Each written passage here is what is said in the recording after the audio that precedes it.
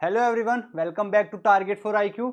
आज की इस क्लास में हम सुप्रीम कोर्ट का एक लेटेस्ट जजमेंट के बारे में बात करेंगे, जिस केस का नाम है शिव जातिया वर्सेस ज्ञान चंद्र मलिक। ये 2024 सुप्रीम कोर्ट का जजमेंट है। अब देखते हैं ये किस टॉपिक से रिलेटेड है। टॉपिक है हमारा जो पुराना सीआरपीसी है उसका सेक्शन 200 और जो नया सीआरपीसी है बीएनएसएस उसका सेक्शन 223। ये बात करता है सेक्शन कंप्लेंट की। अगर कोई पर्सन मजिस्ट्रेट के पास जाता है कंप्लेंट कराने, मजिस्ट्रेट वो कंप्लेंट हमारी एक्सेप्ट कर लेगा। उसके बाद मजिस्ट्रेट जो कंप्लेनेंट आया है उसको एग्जामिन करेगा।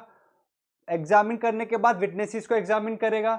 उसके बाद अगर मजिस्ट्रेट को लगता है कि हाँ कंप्लेनेंट जो कंप्लेंट करा रहा है वो बिल्कुल सही है, तो वो 204 में समन्स इशू कर देगा। और अगर लगता है कि हाँ जो कंप्लेंट उसने फाइल कराई है वो सही नहीं है, या डाउट लग रहा है कि हाँ सही है या नहीं, इसमें मजिस्ट्रेट को कंफ्यूजन है, तो मजिस्ट्रेट 202 में अपनी एक इन्वेस्टिगेशन स्टार्ट करा देगा। देखो, ये सेक्शन को समझने से पहले, इस केस को समझने से पहले हमें दो सेक्शन समझने पड़ेंगे। पहला सेक्शन है 200। 200 में क्या होता है, एक कंप्लेनेंट आता है मजिस्ट्रेट के सामने, किस लिए, कंप्लेन कराने कि ऐसे ऐसे कोई ऑफेंस हुआ है, आप मेरी कंप्लेन करिए, कंप्लेन को रिकॉर्ड करिए। फिर क्या होता है, मजिस्ट्रेट एग्जामिन करेगा। किस किस को एग्जामिन करेगा, मजिस्ट्रेट एग्जामिन करेगा कंप्लेनेंट जो कंप्लेन करा रहा है, ठीक। और कंप्लेनेंट के साथ और किसको, विटनेसेस, यानी जो कंप्लेनेंट है जो कंप्लेन करा रहा है वो अपने साथ गवाह भी लेकर आएगा और उसको कोर्ट इन दोनों को एग्जामिन करेगी। एग्जामिन करने के बाद ये जो एग्जामिनेशन चलेगा इसको रिकॉर्ड किया जाएगा, ठीक।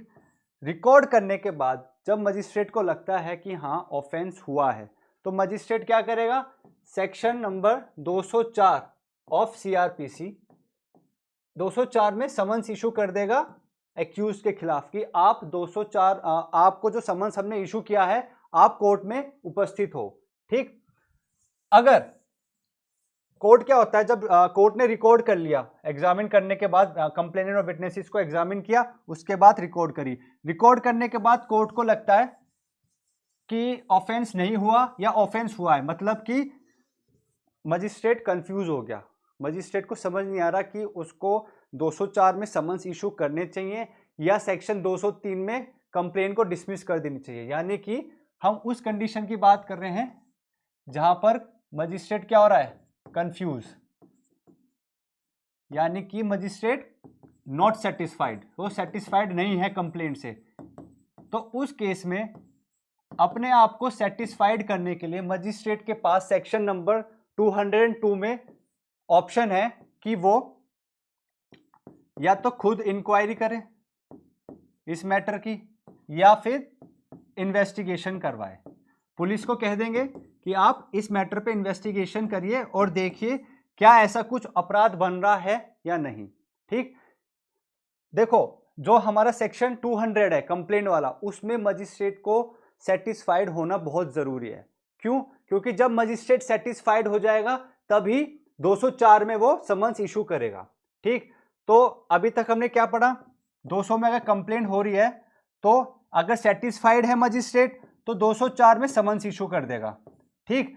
और अगर मजिस्ट्रेट सेटिस्फाइड नहीं है तो 202 में पुलिस को बोल देगा अपनी इन्वेस्टिगेशन करो।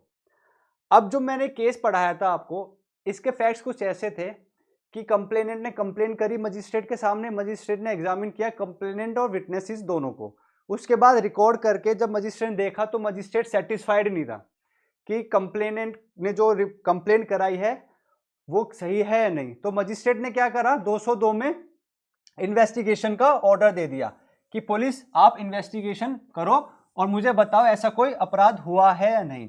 और मजिस्ट्रेट ने एक चीज और करी, पुलिस को डायरेक्शन तो दी कि आप इन्वेस्टिगेशन करिए, उसके साथ साथ पुलिस मजिस्ट्रेट ने और क्या किया, मजिस्ट्रेट ने 204 में समन्स भी इशू कर दिया। समझ रहे हो, पहले इन्वेस्टिगेशन का ऑर्डर भी दे दिया 202 में और 204 में साथ के साथ समन्स भी कर दिया। समन्स अब कब करते हैं, समन्स तभी होगा जब मजिस्ट्रेट सेटिस्फाइड है कि हाँ कंप्लेनेंट ने जो केस कंप्लेन करा है वो बिल्कुल सही है, बट 202 में जो मजिस्ट्रेट ने पुलिस को इन्वेस्टिगेशन के लिए बोला है वो तो यानी कि तभी बोल सकते हैं ना जब मजिस्ट्रेट खुद ही सेटिस्फाइड नहीं है। पुलिस की ड्यूटी हो जाती है कि मजिस्ट्रेट को सेटिस्फाई करे इन्वेस्टिगेशन करके। तो जब मजिस्ट्रेट खुद सेटिस्फाइड नहीं है तो मजिस्ट्रेट 204 में समन्स इशू नहीं कर सकता।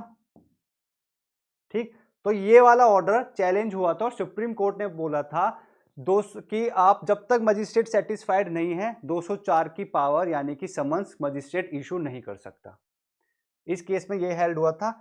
ये केस आपके मेंस पॉइंट ऑफ व्यू से बहुत इंपॉर्टेंट है। अगर कंप्लेंट पे लिखने के लिए आ गया तो जो लैंडमार्क केसेस होते हैं वो तो हमें लिखने ही है, बट लेटेस्ट केसेस भी हमें लिखने हैं, इससे हम और बच्चों से एज ज्यादा ले सकते हैं। दूसरा जो केस आज डिस्कस करूंगा ये लेटेस्ट केस तो नहीं है, बट ये एक लैंडमार्क केस है।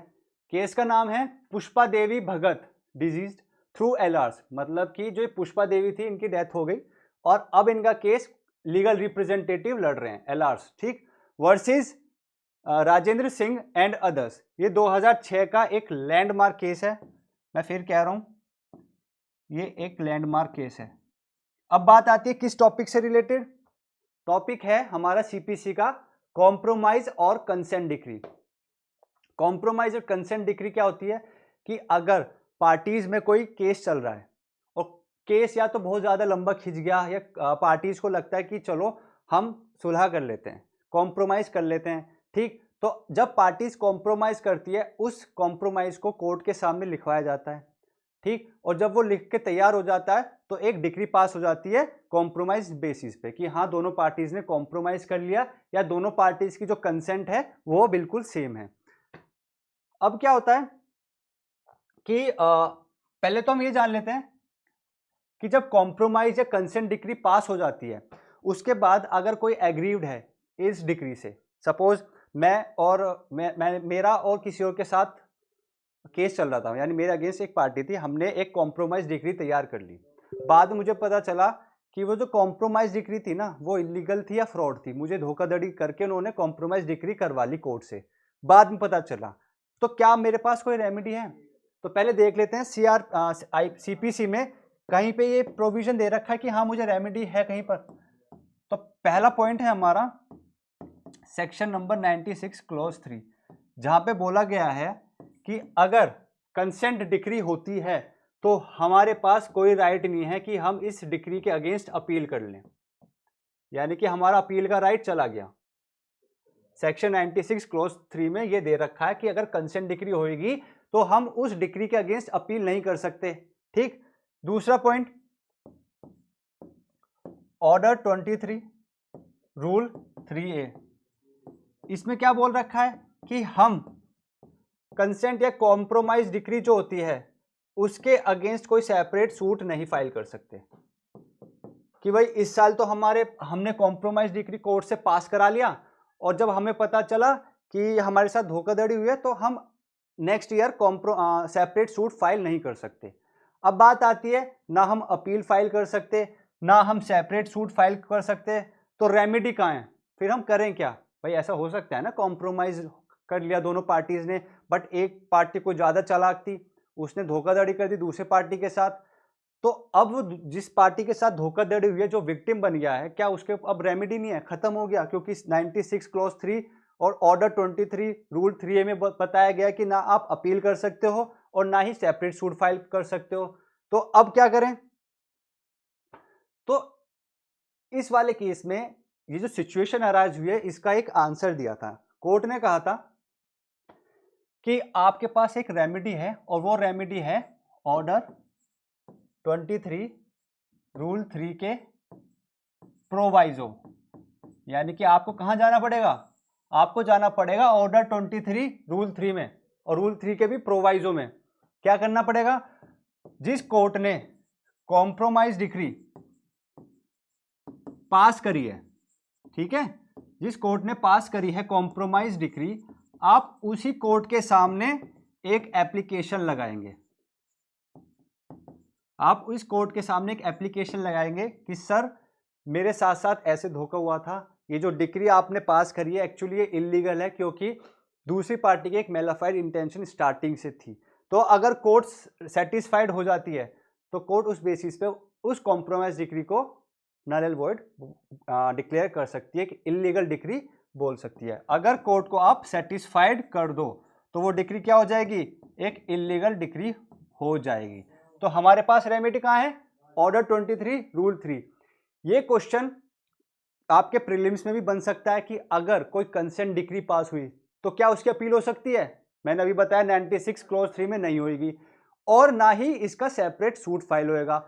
मेंस में कैसे क्वेश्चन बनेगा, मेंस में ऐसे ही दे देंगे, एक कॉम्प्रोमाइज डिक्री कोर्ट ने पास करी और क्या अब जो विक्टिम है क्या उसके पास कोई रेमेडी बची है।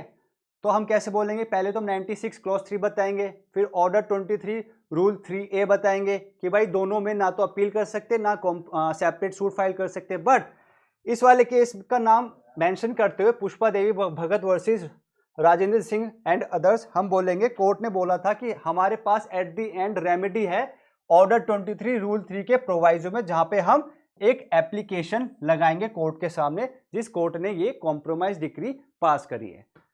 आई होप आपको इस चीज समझ में आई होगी। काफी बच्चे होते हैं जिनको इस वाले टॉपिक से रिलेटेड प्रॉब्लम होती है, क्योंकि एक लैंडमार्क केस ने इस प्रॉब्लम को सॉल्व कर दिया है। I hope you love the class.